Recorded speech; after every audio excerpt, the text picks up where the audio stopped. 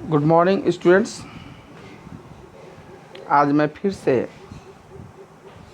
आप लोगों के सामने कक्षा 11 का आरोह भाग 1 से गद्य खंड का चौथा चैप्टर गलता लोहा का चौथा भाग वीडियो लेकर के उपस्थित हुआ हूँ। पहले 3 भागों में देखा कि किस प्रकार से मोहन और धनराम आपस में बात करते हुए बचपन के दिनों को याद करते हैं। पिछले भाग में आपने देखा कि मोहन की पढ़ाई जब आगे बढ़ती है तो क्या समस्या आती है। गांव से 4 मील दूर स्कूल, 2 मील ऊंची पहाड़ी चढ़ाई और उसके बाद बीच में एक पहाड़ी नदी पार करके वो पढ़ने जाता। और जब शाम को आता तो थक जाता, तो उसके पिताजी उसको बड़े बड़े महापुरुषों की विद्या व्यसनी यानी विद्या के लिए जो तप किए गए हैं उनकी कहानियाँ बताता कि किस प्रकार से लोगों ने संघर्ष करके विद्या हासिल किया है।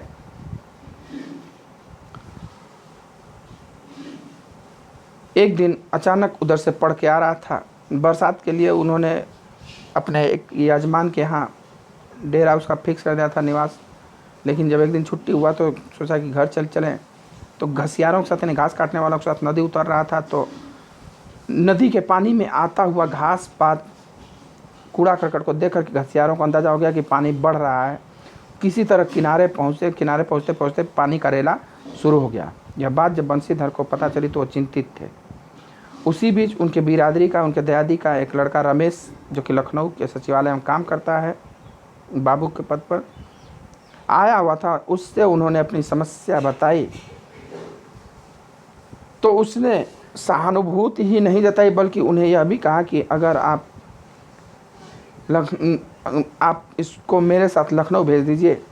जैसे 4 लोग खा रहे हैं, एक और खा लेगा, दिक्कत क्या होगा, और वहाँ बढ़िया पढ़ाई भी कर लेगा।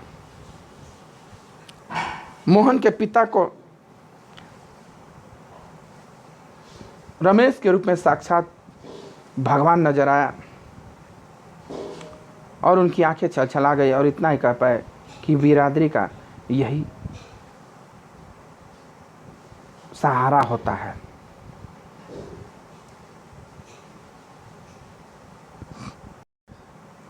मोहन जब रमेश की छुट्टियां ख़त्म हुई तो मोहन उनके साथ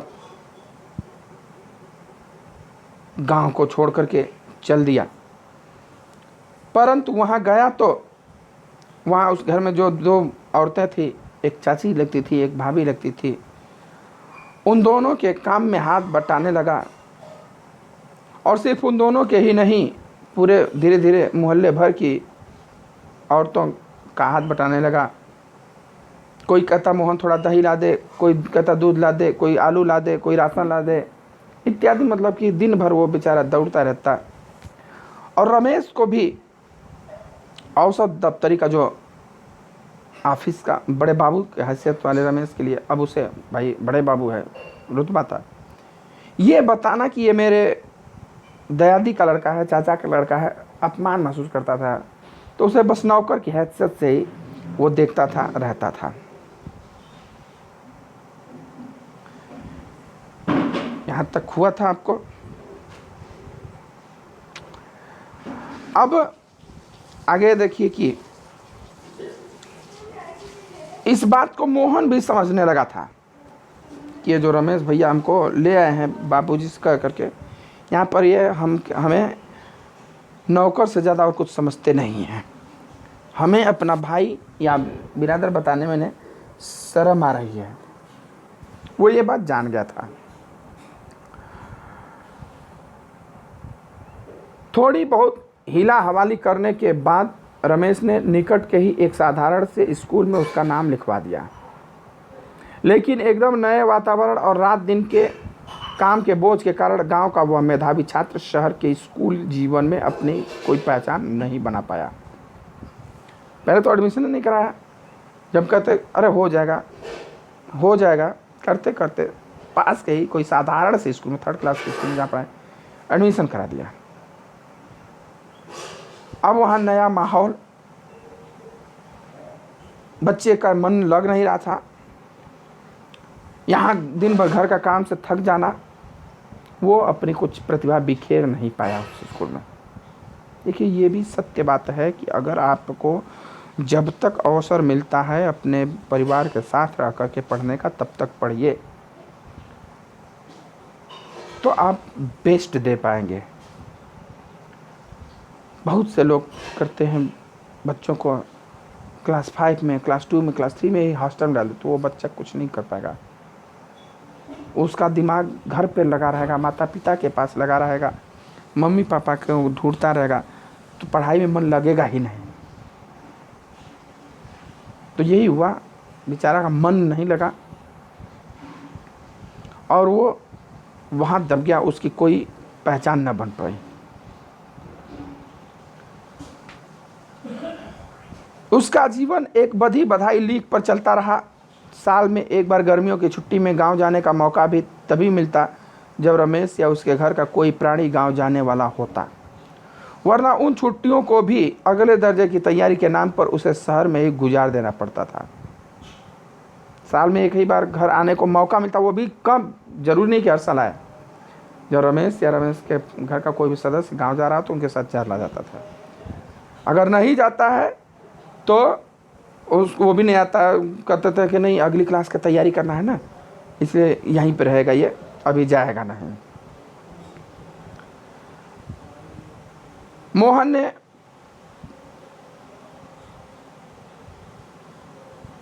सवाल रमेश और उसकी गृहस्थी की सुविधा असुविधा का था।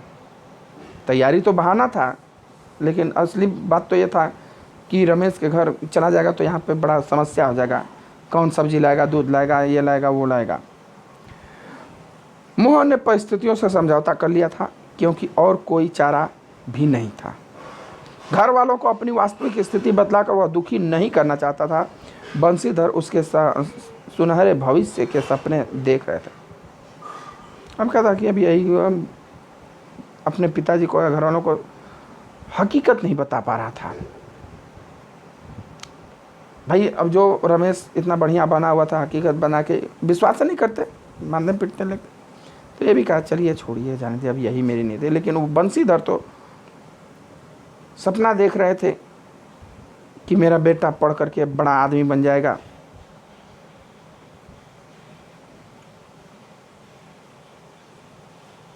और हमारा दुख दूर करेगा।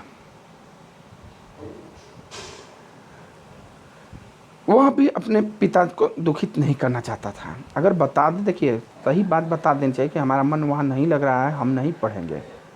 जहाँ मन लगे वहीं पढ़ना चाहिए। नहीं बताया, उसका परिणाम उसे भुगतना पड़ा। 8वीं कक्षा की पढ़ाई समाप्त कर छुट्टियों में मोहन गांव आया हुआ था। किसी तरह 8वीं पास हुआ। जब वह लौटकर लखनऊ पहुंचा तो उसने अनुभव किया कि रमेश के परिवार के सभी लोग जैसे उसकी आगे की पढ़ाई के पक्ष में नहीं हैं। छुट्टियों बाद जब आया तो देखे कि किसी का मन नहीं कि इसका आगे एडमिशन हो 9th में। बात घूम फिर करके जिस ओर से उठती वह इसी मुद्दे पर जरूर खत्म हो जाती कि हजारों लाखों BA MA मारे बेकार फिर रहे हैं। ऐसी पढ़ाई से तो अच्छा है आदमी कोई हाथ का काम सीख ले।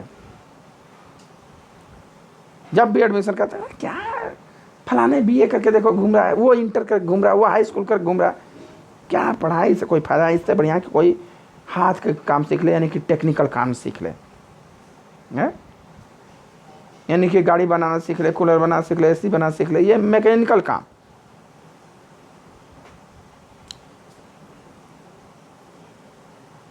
रमेश ने अपने किसी परिचित के प्रभाव से उसे एक तकनीकी स्कूल में भर्ती करा दिया। तकनीकी स्कूल यानी ITI। अब मोहन की दिनचर्या में कोई विशेष अंतर नहीं आया था। भाई भर्ती तो करा दिया, ITI में एडमिशन करा, लेकिन उसकी जो शुरू से दिनचर्या की, घर वालों का घरेलू काम में मदद करना, पड़ोस वालों का भी मदद करना, वो उसी में लगा रहा बेचारा। वह पहले की तरह स्कूल और घरेलू कामकाज में व्यस्त रहता। धीरे धीरे 1.5-2 वर्ष का यह समय भी बीत गया। ITI 2 साल का, धीरे धीरे वो भी समय पूरा हो गया, ITI हो गया। और मोहन अपने पैरों पर खड़ा होने के लिए कारखानों और फैक्ट्रियों के चक्कर लगाने लगा। 10 बाद, यानी 2 साल 8 के बाद ITI किया, 10वीं बार।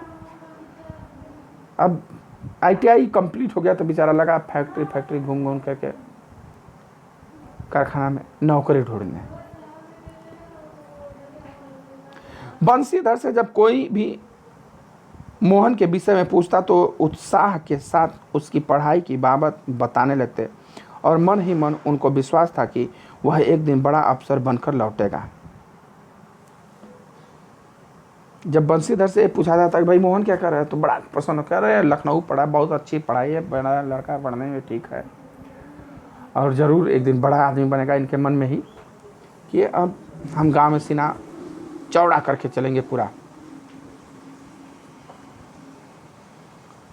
लेकिन जब उन्हें वास्तविकता का ज्ञान हुआ तो न सिर्फ गहरा दुख हुआ, बल्कि वे लोगों को अपने स्वप्न भंग की जानकारी देने का साहस नहीं जुटा पाए। भाई कितने दिन तक छुपाएंगे आप?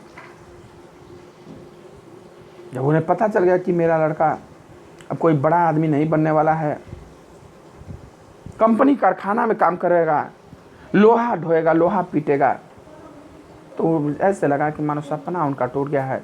और यह बात किसी को बता पाने की भी हिम्मत उनके अंदर नहीं हो रही थी।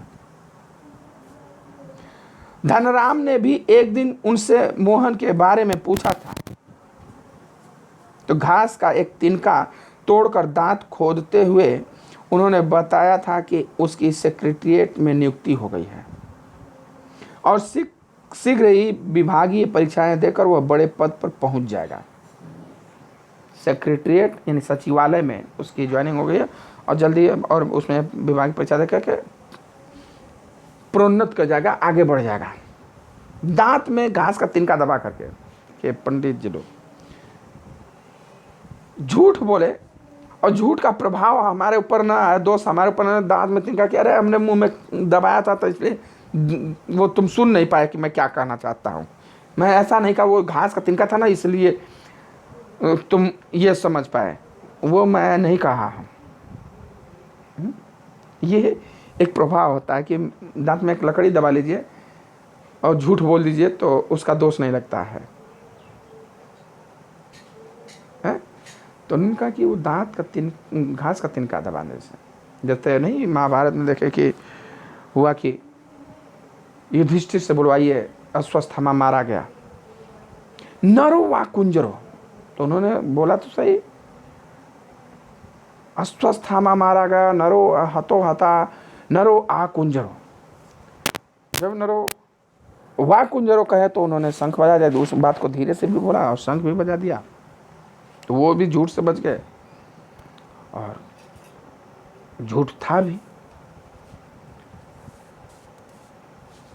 तो उन्होंने कहा कि नहीं, उसकी अब नौकरी लग गई है। धनराम त्रिलोक सिंह मास्टर की भविष्यवाणी को पर पूरा यकीन था धनराम को, तो ऐसा तो होना ही था, उसने सोचा। धनराम अब जो लोहारगिरी का ही काम कर रहा था, उसे पूरा विश्वास था कि त्रिलोक सिंह मास्टर ने जो बात कही है वो तो सत्य होना ही था भाई।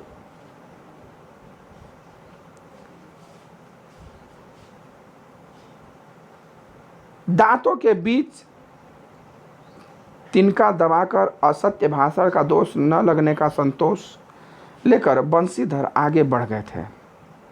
धनराम के शब्द मोहन लला बचपन से ही बड़े बुद्धिमान थे, उन्हें बहुत देर तक कचोटते रहे। धनराम क्या कह रहे भाई, मोहन लला तो बड़े बचपन से ही बड़ा तेज बुद्धि का था, वो तो उसे जरूर कुछ न कुछ होना था। यह सब बार बार उन्हें चोट पहुंचा रहा था, मोहन के पिता को, कि मैंने झूठ बोला है। त्रिलोक सिंह मास्टर की बातों के साथ साथ बचपन से लेकर अब तक के जीवन के कई प्रसंगों पर मोहन और धनराम बातें करते रहे। त्रिलोक सिंह मास्टर की बातों को लेकर और बचपन में जो भी बातें, बहुत देर तक बातें करते रहे। धनराम ने मोहन के हंसुए के फाल को बेत से निकालकर भट्टी में तपाया और मन लगाकर उसकी धार गढ़ दे। भाई बेत सही भट्टी में डाल दें तो बेत जल जाएगा, तो बेत निकाल दिया। फिर हंसुए को गर्म करके बड़ा मन से, यानी कि भाई मेरा मित्र है, बचपन का मित्र है, सपाटी है, बड़ा ढंग से उसमें साम लगा दिया। वापिस काफ़ी समय लग गया था। धनराम ने उसे वापिस बेत पहनाकर मोहन को लौटाते हुए जैसे अपनी भूल चूक के लिए माफ़ी मांगी हो, कि बेचारे पंडित जी को तो फुर्सत नहीं रहती, लेकिन किसी के हाथ भिजवा देते तो मैं तत्काल बना देता। मतलब कि धनराम सोचा बड़ा लेट हो गया है, भाई मोहन को कहीं बुरा न मान जाए, तो कहता है बता ये पंडित जी को तो बेचारे फुर्सत रहती नहीं है, लेकिन किसी के हाथ भिजवा देते तो मैं तुरंत लगवा के शाम भेज देता। मोहन ने कुछ नहीं कहा, लेकिन हंसुए को हाथ में लेकर वह फिर वहीं बैठा रहा, जैसे उसे वापस जाने की कोई जल्दी न रही हो। लेकर बैठा रहा। सामान्य तौर पर ब्राह्मण टोले के लोगों का शिल्पकार टोले में उठना बैठना नहीं होता था। वो अपने सम्मान के विरुद्ध समझते थे। क्या हम जाएंगे लोहार के पास बैठने, हम जाएंगे कुम्हार के पास बैठने, हम जाएंगे माली के पास बैठने? नहीं, उनके पास वो लोग आएंगे। अब धनराम को बड़ा अटपटा लग रहा था, भाई ये अब तो बना दिए, क्यों नहीं जा रहा है, कोई देखेगा तो यही कहेगा अरे पंडित को बिठाया यहाँ पे, काम नहीं उनका करके भगा, हटा नहीं दिया उनका, तुरंत उनको बैठा रखा है। किसी काम काज के सिलसिले में यदि शिल्पकार टोले में आना ही पड़ा तो खड़े खड़े बातचीत निपटा ली जाती थी। अगर मान लीजिए कोई ब्राह्मण आ भी गया तो खड़े खड़े एकदम उनकी बात पहले प्राथमिकता, उनकी बात को पहले प्राथमिकता। ब्राह्मण टोले के लोगों को बैठने के लिए कहना भी उनकी मर्यादा के विरुद्ध समझा जाता था। ये भी नहीं कह सकते कि पंडित जी आइए बैठ जाइए। आप पंडित जी बैठेंगे, आप उनके लिए साफ सुथरा पूरा सोफा फोफा लगाएंगे तब नहीं बैठेंगे हैं। पिछले कुछ वर्षों से शहर में जा रहने के बावजूद मोहन गांव की इन मान्यताओं से अपरिचित हो, ऐसा संभव नहीं था। अब मोहन कह रहा है कि पिछले कुछ सालों से मोहन शहर रह रहा है, लेकिन गांव के इन रीति रिवाजों से अपरिचित हो या भूल गया हो, ऐसा भी तो संभव नहीं है। वो तो सब जानता है, लेकिन फिर भी यहाँ क्यों बैठा है भैया? हमारे सर पे आएंगे, हमारे बिरादरी के आप कोई पंडित जी लोग देख लेंगे तो हमें ही मारने पीटने लगेंगे या डराने धमकाने लगेंगे। तुम्हारी हिम्मत कैसे हुई ब्राह्मण के लड़के को रोके रखा था? हाँ, उनका काम पहले करते तुम। अब बेचारा क्या करता, फंसा था उसमें।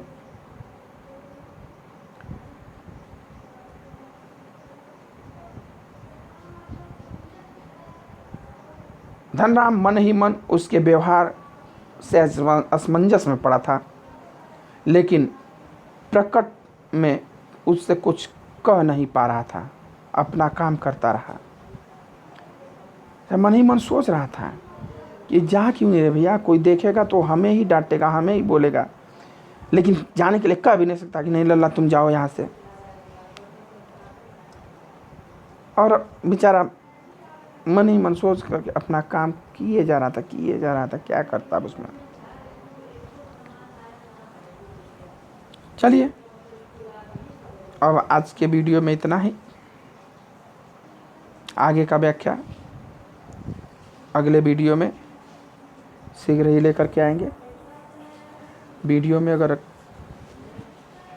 कोई भी समस्या हो, आपको समझ में ना आ रहा हो, तो आप व्हाट्सएप मैसेज, कमेंट के ज़रिए या फ़ोन के ज़रिए आप हमसे पूछ सकते हैं। तुरंत उसका सुझाव दिया जाएगा, समाधान किया जाएगा।